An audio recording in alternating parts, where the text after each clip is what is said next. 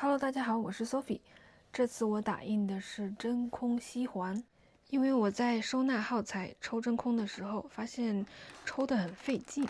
按压住抽真空孔的时候，又怕压得不严实，压得很用力的话，又感觉里面的空气不是很容易被抽上来，所以我就打印了一些这种真空吸环，提供更大的空间，让里面的空气更快地被吸出来。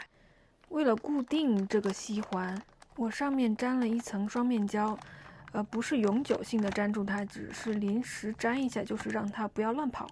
有了这个环的话，我就可以放心的按压用力一些。